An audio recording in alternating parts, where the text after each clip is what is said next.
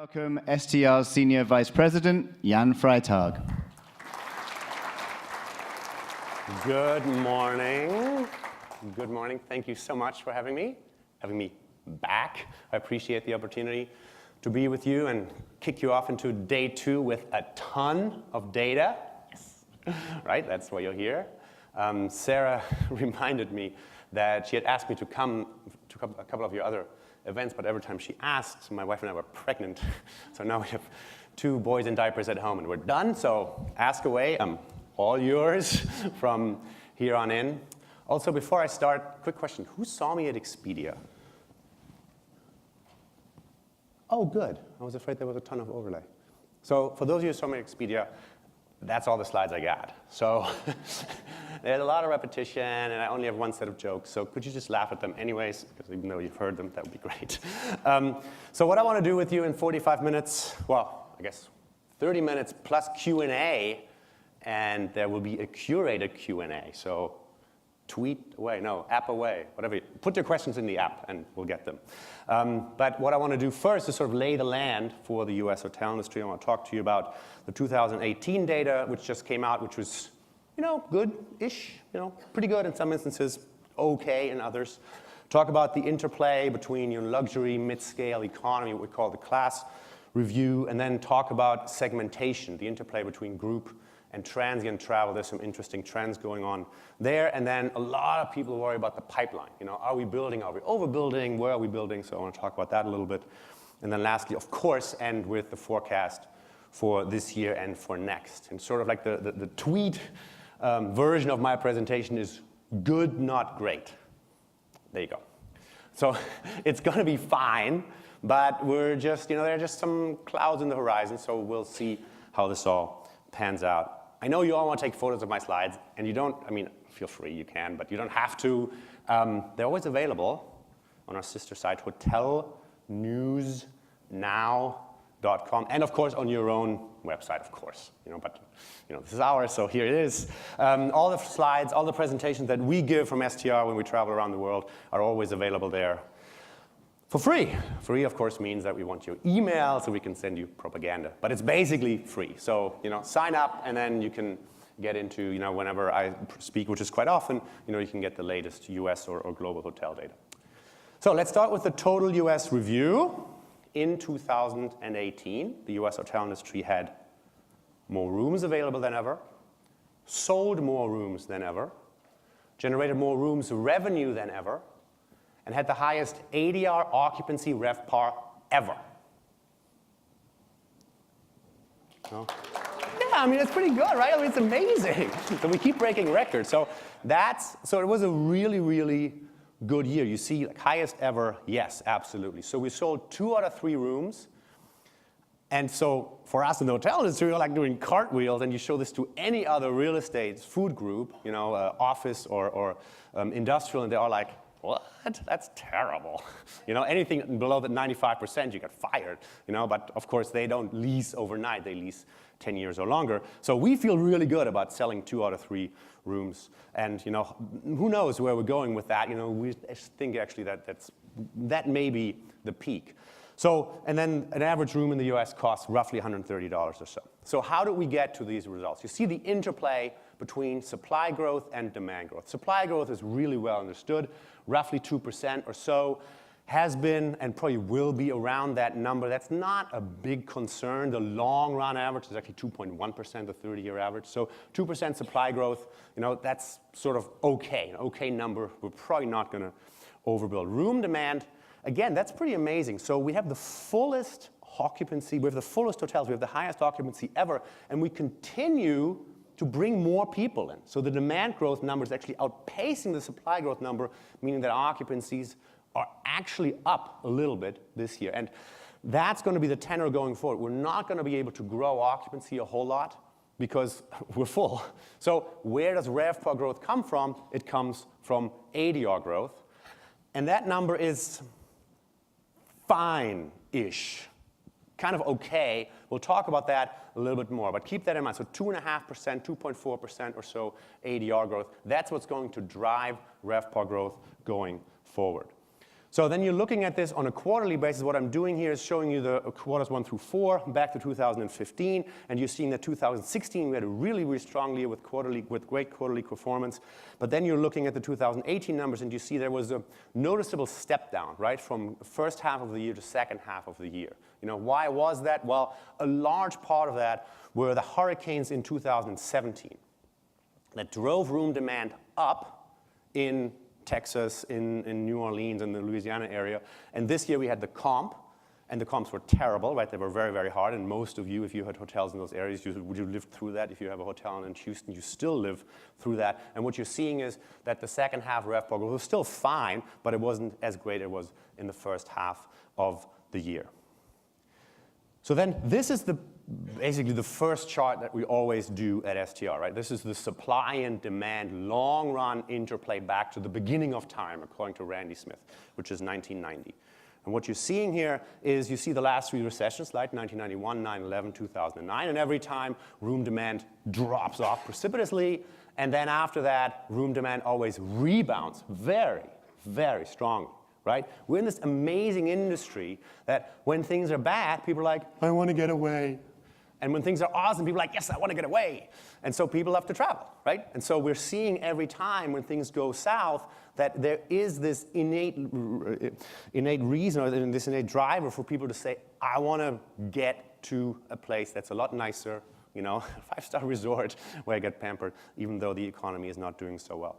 And then the other part of that, you see the overlay here is the supply percent change. And you're seeing here that we as an industry, you know, are terrible at timing. You know, we always build into the downturn. Every time the recession hits, we always have more rooms coming in. And then bankers get all freaked out, and they meet at Alice, which is across the town at the JW Marriott right now. And they're like, oh, we can't do this anymore. And then STR puts out really good RevPAR numbers, but nobody's building. And the people who built right in the middle of the recession, they're like, sweet, you know, rock stars, you know, and they get all their bonuses. So what you're seeing right now is the blue line and the lighter turquoise line, there's sort of an equilibrium. Room demand growth is outpacing supply growth a little bit, and we expect that to actually narrow, and eventually those two lines are going to meet. That's not inherently a bad thing. You know, it just means that, yes, we're building more new rooms, but yes, we're also selling more new rooms, and that means that basically the occupancy growth is going to be 0 or so. But that said, look at the trajectory of the demand decline in the recessions, right? We have a lot of sort of questions about where the US and the global economy is going in 2020, in 2021. And what I don't like about this slide is that every time something happens, it's this demand shock, and we're decreasing the demand percent change is more rapid. You know, room demand falls off more rapidly. I'm not saying this has to happen, but it probably will happen, you know? So stay tuned on that. So far, though, you know, blue line is above 0. That means we're selling more rooms than we ever have before. And then you put these two lines together, supply growth and demand growth makes occupancy growth. And this line here, this chart here shows you the interplay between how we change our occupancy versus how we change our ADR, our average daily rate. So how does our pricing impact our utilization? Or how does our utilization impact our pricing, right? Chicken or egg, interesting question. We can talk about that in the Q&A. But point here is, again, that in the recessions, demand drops, so occupancy drops, and then pricing follows rapidly. Now, you see that there's a little bit of a delta in terms of timing in the early 90s. And then it's a little bit closer in post 9/11, and then it's a little bit closer post 2009. The problem was, and we may be part of the problem, we have too much information, right? We have almost complete visibility into forward-looking pricing, you know? And so when people are a little skittish and we're looking at occupancies and demand dropping, it looks like a pattern that room rates follow. And we've had in the past a little bit of a timing issue, or not issue, a little bit of a timing lag, that occupancies dropped first and then room rates followed. And I'm a little afraid that next time this happens, not that it's going to happen tomorrow, but if we get into a downturn with a demand shock, that we're going to see price deterioration basically immediately. And that's what I'm really worried about when I look at this chart. The other part that's a little bit noteworthy is the trajectory of, if you sort of overlay a line between the red bottom points, you see that every time ADRs decline further. So we're doing it faster, and we're doing it quicker, and we're doing it more steeply. So this is not a great chart when you want to talk about where are we going. It's an awesome chart when you look at where we are. Because right now, the blue line is above 0. We're growing occupancy. The red line is well above 0, 2.5%. So we're growing ADRs. So this is actually quite good. Except then you're saying, well, Jan, but it looks like that we grew ADR at around 7% in the last two upturns, right? In the mid-90s, post-2009. And this time around, we only grew ADR around 4% or so. Yes, it's an opportunity lost.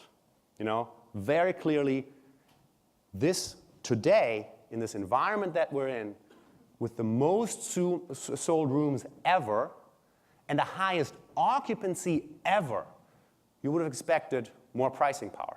And we're just not seeing that. And we can talk about in the Q&A why I think that is. There are probably 17 different answers, and you have your own. But the reality is, this is true.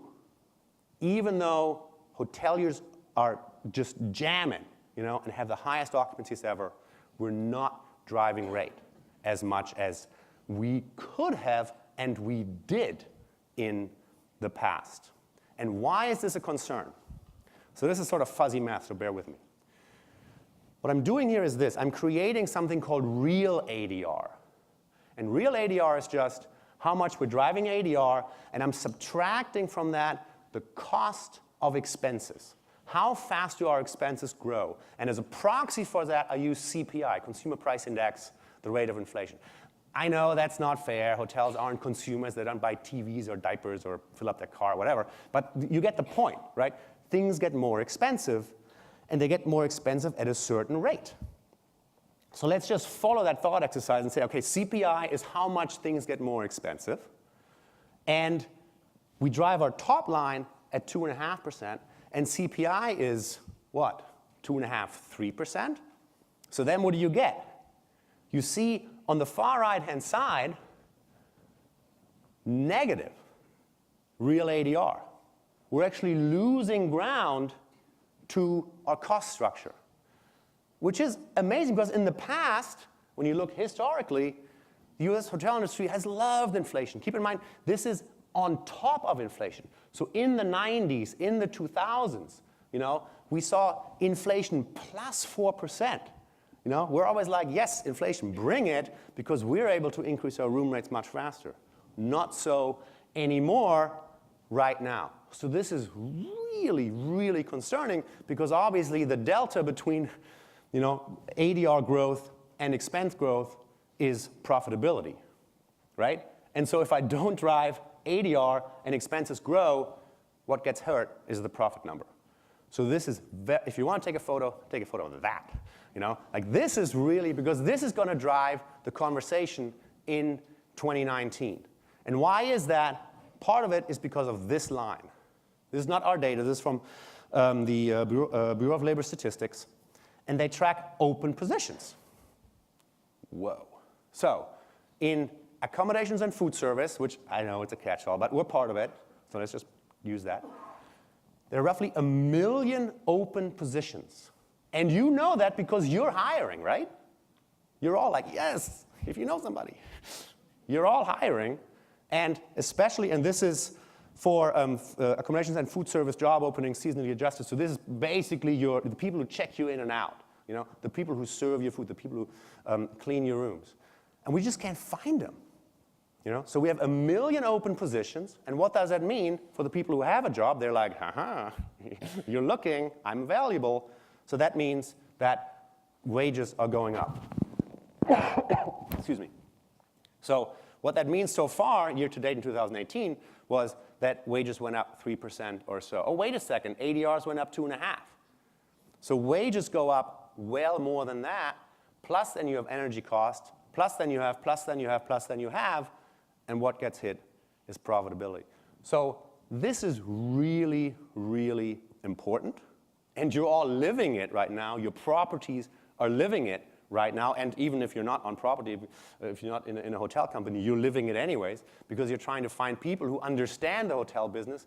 And we're hiring left and right center. It's very, very hard. And then you add on top of that an immigration debate.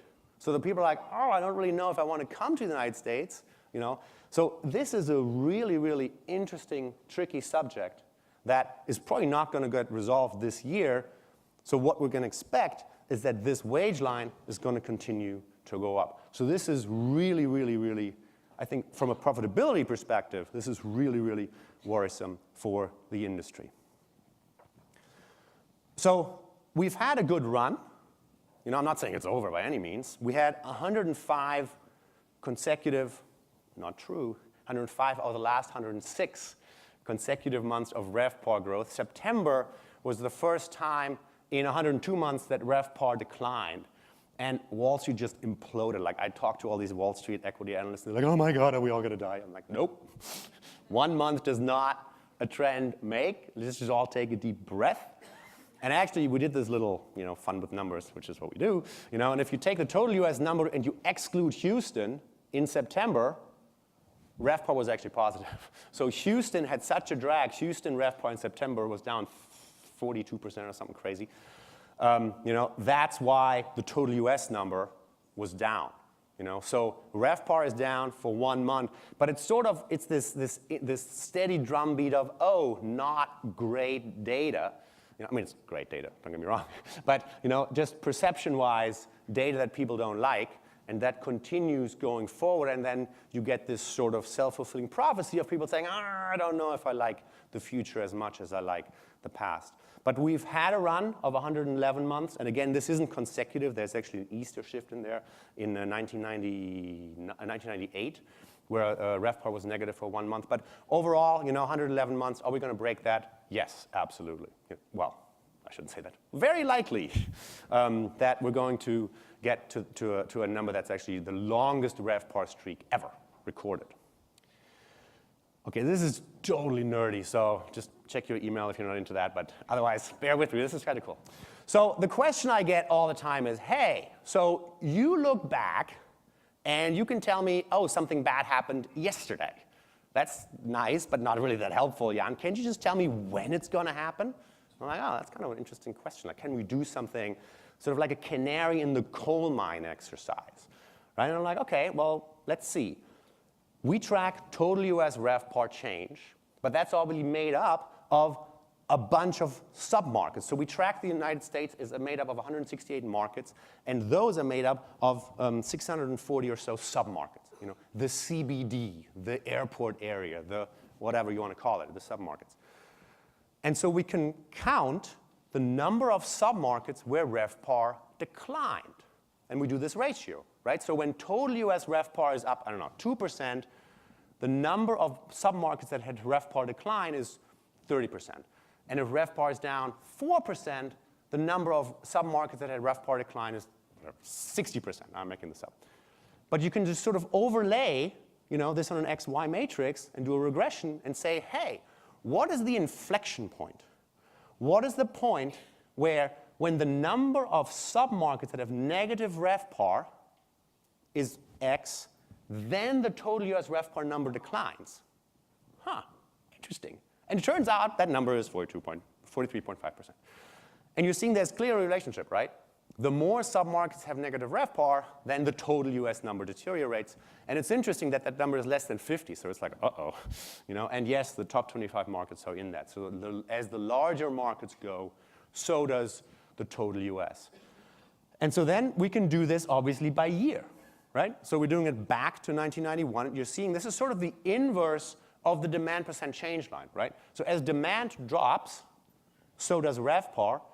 So the markets that have negative RevPAR change obviously increases. It's sort of scary, right? In 2009, or 2008, almost 100% of submarkets declined in RevPAR. Like, damn. So everybody got hit. And so where are we today? So last year was 28%, this year 22%. Meh, so we're fine. I mean, there's obviously submarkets that have suffered, but overall, we're fine.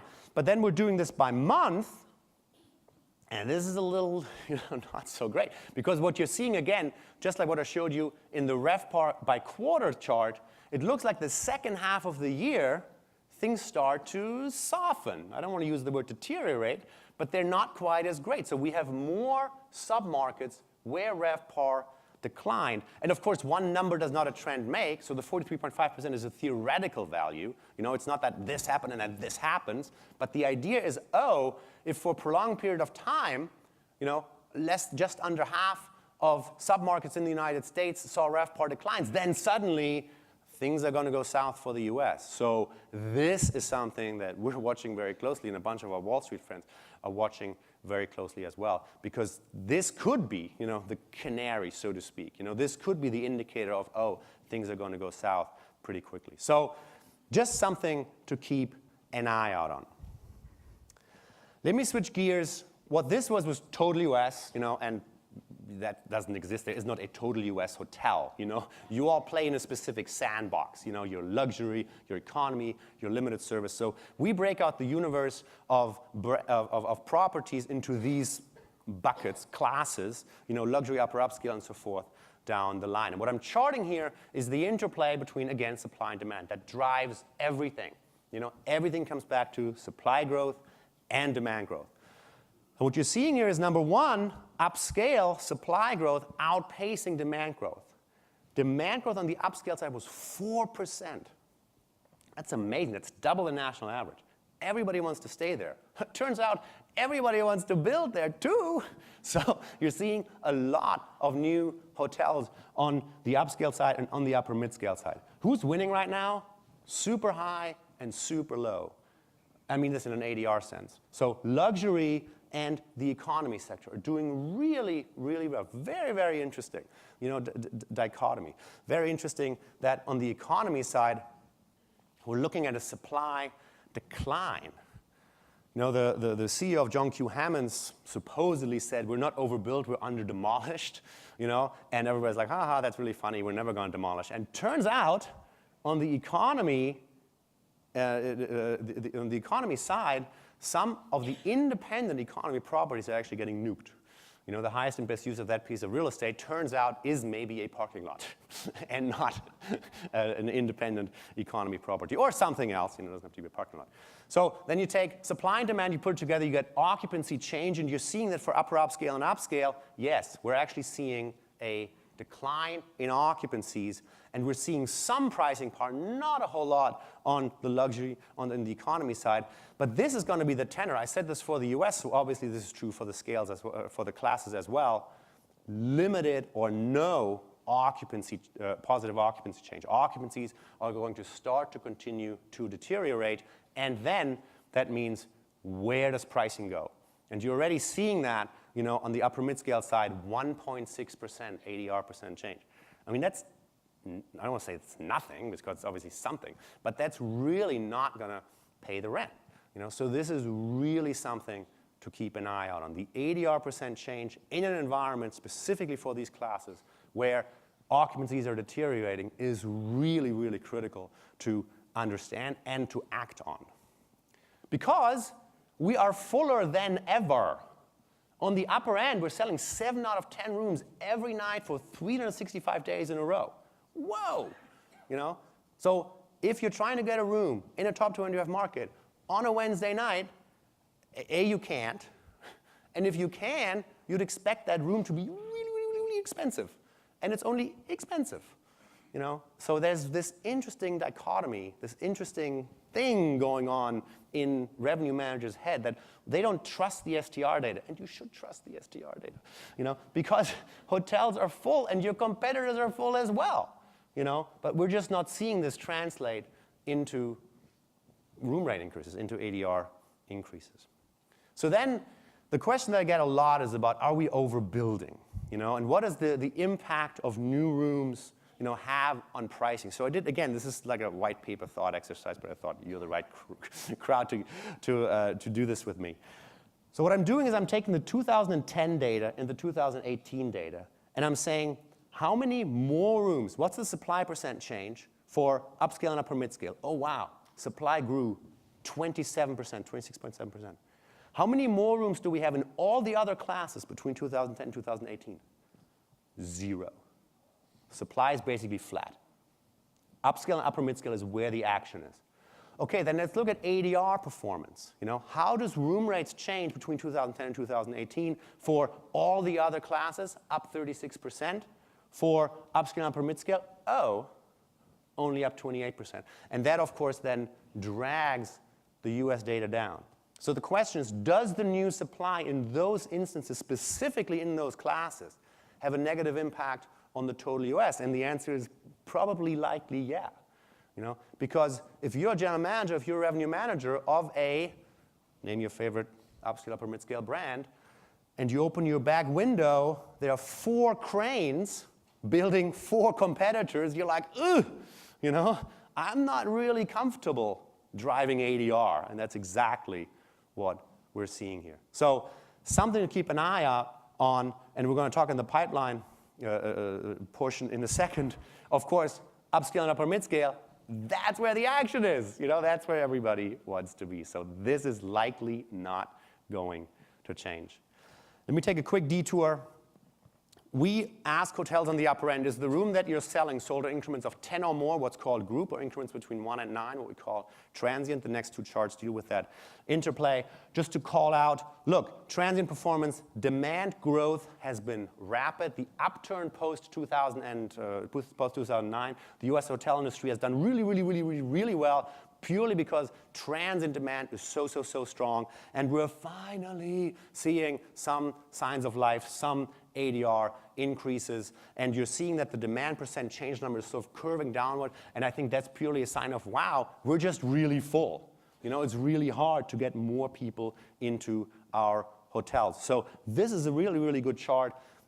Demand on the transient side is very healthy, and ADR is slowly picking up. On the group side, it was just rough, and then, that sounds like a dog. It was just tough, is what I meant. But if you listen to the Q1 earnings calls earlier in 2018, there a lot of the CEOs said, yes, we're finally seeing group demand coming back, and our data obviously reflects that, and we're finally seeing that this is actually good news, because if we have full super tanker, big upper upscale hotels that have a lot of group demand, then you should be able to yield up those transient rooms as they come in. And we're seeing that transient demand is here and is alive and well. So that, I think, is really good news. And I'm very curious to see how this actually then translates into pricing power on the transient side going forward. And then lastly, as some of you may know, we don't do Vegas. We love Vegas, but we don't publish data on Las Vegas. So this is data that's available from the CVC there. It's available for free on their website. Because sometimes people ask, hey, is it possible that your group room numbers are positive because Vegas is down? And it turns out, yes, Vegas indeed is down. You're seeing that the convention attendance number has been deteriorating. But no, that doesn't make up for the large surge of numbers in STR's universe. So yeah, Vegas is down a little bit, but overall, there are a lot more people traveling on the group side. All right, pipeline. So this is not terrible, but worth watching. So we have 192,000 rooms under construction. That number is up 6% or so. We've been at 190+ thousand rooms for basically all of 2018. That number hasn't moved. It's just sort of there, And so we're not really worried. I showed you that this translates into supply growth as being a 2% number, but overall, that's not really worrisome. You see the percent changes in final planning, and under contract. They oscillate wildly. So I would not put too much stock into just 1 month's number. The point here is just to say, yeah, pipeline is here, pipeline is up a little bit. Actually, if you look at this red line, and I've sort of inserted here a 0 line on the right-hand side, you see the percent change, which is the red line on the right-hand scale, has been 0 point something, for basically 9 of the last 12 months. There just wasn't any growth. Every time a hotel opened, yeah, we put another hotel in under construction, but there really is not this acceleration. And then why has this accelerated in September? Well, Marriott has finally decided to go on the Strip, so there are 4,000 rooms, JW in addition, that moved our pipeline number in Vegas. So that's what that is. So yeah, it's basically 2 projects. So I'm not worried about these numbers because you see that the percent change is just so slow. And everybody who makes a finance decision right now sits in the ballroom at the JW, and they're hearing basically the same, plus the macroeconomic forecast, which is sort of iffy. And so I think the governor on the pipeline numbers is just that bankers are skittish, and they're going to be like, I don't know, and especially if you come to them and say, hey, I want to build another limited service hotel, they're like, whoa, you and your 10 friends, so there's just a lot of limited service hotels coming. So I think this environment right now is just very, very hard to get stuff done. You can't get big boxes done anyways. It's really hard to get anything done. 70% of the pipeline of the 192,000 rooms is limited service. So we're not building ballrooms, we're not building luxury, we're not building resorts, we're not building super tanker hotels. All we're building is bed and a bath for $1.50, just in and out, everything you need, nothing you don't, whatever their slogans are, that's what we're seeing in the pipeline. And that is probably not going to change because even the skittish bankers are saying, well, if I have to do something, I'd rather do something that gets built in 18 months or so and not something that takes 2 or 3 years or so to build. So limited service is the name of the game. That's where the action is. Turns out that's where the customers are, but that's where the new supply is. And because of that, I'm not sure that that's where pricing is. That's going to be the big question in 2019, in 2020. And then just because some of you probably have this feeling, it's like, oh, it looks like all I see is brands. Like, well, turns out, if you look at the 192,000 rooms and just look at what do the 2 big boys, no offense, to anybody else here, do, Hilton and Marriott, 60% of all rooms under construction are one of those 45 brands. I mean, they together have, I think, something like that, right? Or 50 or so brands. So that's where the action is. Because again, bankers are inherently risk averse and they're like, hey, you need to show me a loyalty program. It's really hard to do a box that is not affiliated. So there you go, 60% are Hilton and Marriott. And then lastly, the question that I get all the time is like, yeah, we like your pipeline, but isn't it possible that you're missing something? I'm like, yeah, maybe. So let me see if I can figure out if I'm missing something. So we get feeds from all the major brands, all the major developers, all the major owners. They tell us how they're doing, where they're building, and where the holes in the ground are. We can count holes in the ground. That's what we do. We have a team of very dedicated people that do nothing but that. But then we also look on the internet, where we're like, oh, somebody says, oh, I have a dream. I have a parking lot, and one day it's going to be a hotel, or a dog spa, or this or that. And so we take that and say, oh, there's a rumor about a hotel. So we track rumors. Unconfirmed is what we call that. So this is what we read on the internet. And this is what I call where there's smoke, there's fire. Like this is sort of our smoke indicator. Because if a lot of people are talking about, ooh, wouldn't it be cool if I had a hotel? Then, yeah, eventually we're going to see a lot more hotels. But right now, there's no smoke. It's like the number of unconfirmed room count is like down 60%. So people aren't even rumoring about that. So I don't think we're missing anything. I think the pipeline is what the pipeline is, which is totally manageable.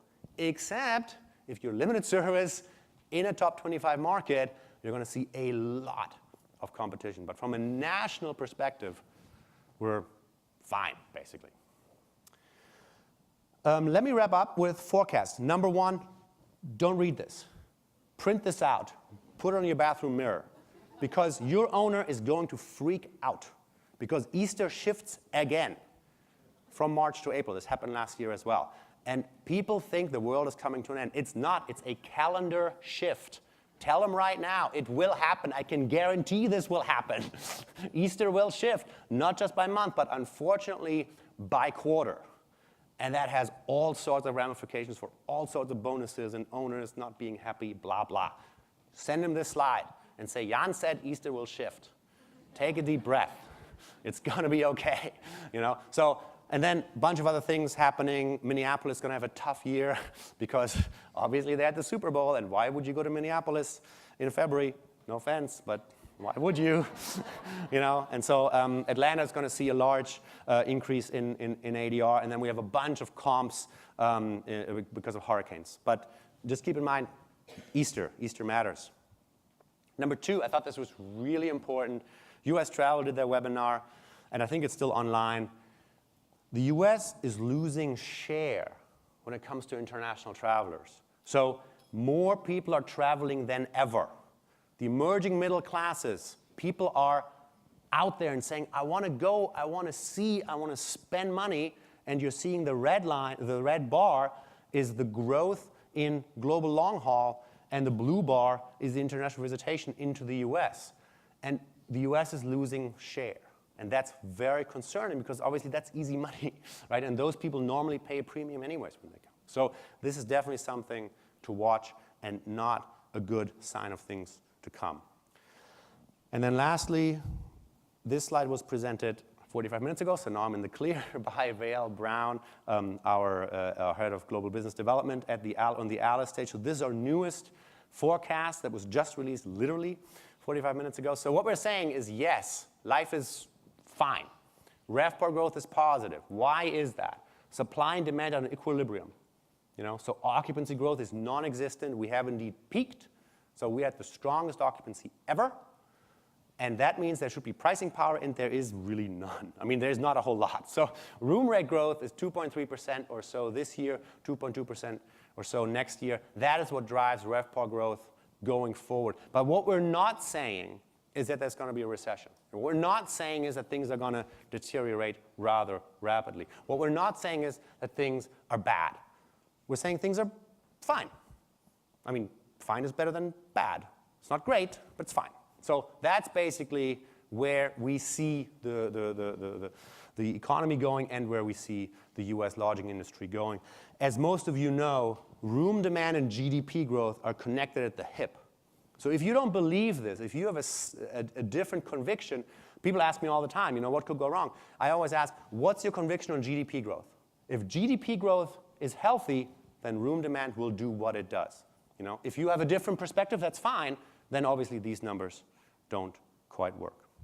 So let me scare you a little bit before I leave. So 5 things to keep you up at night. I want to leave this up here, and if you want to talk about them, just put a question in the app. But with that said, I want to thank you very much for your time, and we're going to get into Q&A. Thank you.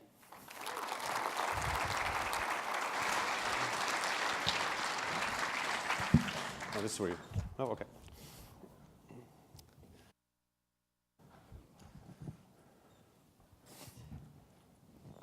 Thank you, Jan.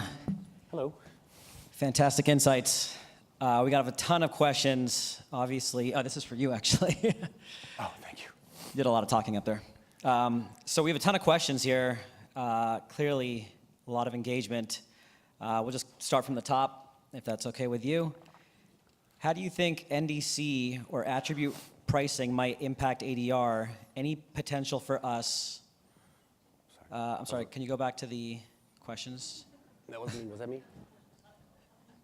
Well, so the short answer is it shouldn't. Optimize profits further.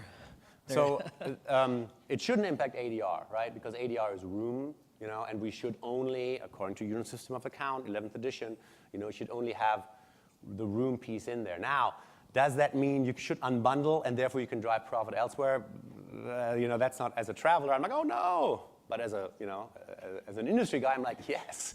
So I think that's, chain to chain, independent to independent. But I think, so it shouldn't have anything with ADR, anything to do with ADR. But is there a way to maximize profit elsewhere? Yeah, absolutely. But I think that depends on the specific property and the specific property type and what your competitors are doing in the same marketplace. Got it. And just for everybody, I just want a reminder, if you go in the app, click on the session, scroll all the way to the bottom, that's where you'll find the Ask a Question. So definitely looking for engagement. What is the impact of alternative lodging and vacation rentals on real ADR growth? Yeah, so that's a very interesting question. I get the question all the time, what's the impact of Airbnb on the hotel industry? And my answer is always, look, we've sold more rooms than ever. What's the impact? I don't know. We've sold more rooms than ever, But so it seems that in compression nights in top 25 markets, we've seen a deterioration in the ADR premium in compression nights. So that hoteliers used to be able to say, oh, we're full, we're able to charge X above our regular rate, and now it's just X minus, so the delta has shrunk. That seems to be a measurable impact. The other piece, it's really, really probably a little too early to tell. Side note, what I'm worried about is if the American economy deteriorates a little bit, then we're going to have a ton of people putting inventory onto these third-party sites, onto alternative accommodations providers saying, hey, I want to supplement my income. Hey, I'm going to drive Uber. Hey, I'm going to drive Lyft. Hey, I'm going to now be an Airbnb or VRBO host. So that's what I'm a little bit worried about, that we're going to see an impact on the hotel space because of new supply coming in if things go south, which we're not projecting right now. Well, there is a question, and I'm probably sure you get asked this many times. Any plans to start tracking vacation rentals or hostels or alternative lodging? Yeah, yes, STR. is the short answer. The longer answer is we have a hostel pilot in Berlin, London, 2 other cities I can't name right now. So we're doing hostels, we're doing corporate apartments. So if you're in those spaces, we'd love to talk to you. And we're trying really hard to get to a total accommodations number, which includes alternative accommodations. Unfortunately, those guys don't play with us very well yet. Working on that. So I guess stay tuned is the answer. That's great. So I think you had mentioned earlier in your presentation, Alice is going on across town. What is the current mood of the owner-operator versus the brand operators? I mean, this is all about margins, right, and margin compression. So if you have a good labor pool, and you have your labor costs under control, I think you're sitting very pretty. But if you're looking for a lot of people, that's the main question. Access to good labor seems to be the main question that permeates almost every discussion. Excellent. We're here at HEDNA. This is, speaking of technology, the impact of technology. Sometimes our industry doesn't move as quick. Sometimes. as some of the other industries. How do you think that's impacting or hampering hotel distribution? So David Kong from Best Western was asked by our friends from Hotel News Now. We were talking about distribution, and to his one-word answer to his main woes in the world is latency. The problem of not being able to say, oh, me, the hotel, or me, the brand, or me, the CRS is changing a rate here, and how does it permeate throughout all the other systems? That it doesn't happen real time. And we talked about that with Klaus last night. That's one of the main issues. It's not real time, and there's just so many middlemen in between. So that, not being in this space, very much, that sort of rang true for me because you're so distributed, but you have so many sort of middle layers in between what the consumer sees and where the data originates. Yeah. Actually, that is going to be one of our sessions, blended distribution and the impacts of that. It's going to be part of our distribution track. So, there's been a good amount of mergers and acquisitions, on the supplier side, distributors, intermediaries. Do you feel that the recent mergers and acquisitions in the hospitality and hotel industry have any impact on the trends that we're seeing from a RevPAR and ADR perspective? ADR is up 2.4%, man. So I don't know. If you think that those larger companies had more pricing power and they're the big bad wolf, they're certainly hiding it well, So is it possible in specific markets? Maybe, but the absolute the absolute ability to look at prices, and the price transparency everywhere, I think has just put a damper on that. I think what they're trying to do is say, hey, you loyalty member, we give you maybe a little bit higher rate, but you get all these perks. That's what I could see. But overall, out of the gate, the answer is no. So we have about 36 seconds here. The last question. Can you go back to the questions, please? Okay. So a person attending a group event, it's a long question. A person attending a group event at a hotel checks their company's travel tool, which is powered by a GDS, and finds a better rate, but it's actually a rate provided by an OTA through the GDS. How should the industry classify the channel for that booking? You've been great. Thank you very much. And with that, we have 7 seconds. So You could answer that probably better than I can. yeah, if I had to answer this question, I mean, you know, if it booked through the OTA, it really depends on how that comes through to your PMS or your CRS. But, you know, most likely you would see it come through as an OTA booking, so that would be an OTA booking. What he said. Thank you very much. Thank you. Thanks so much.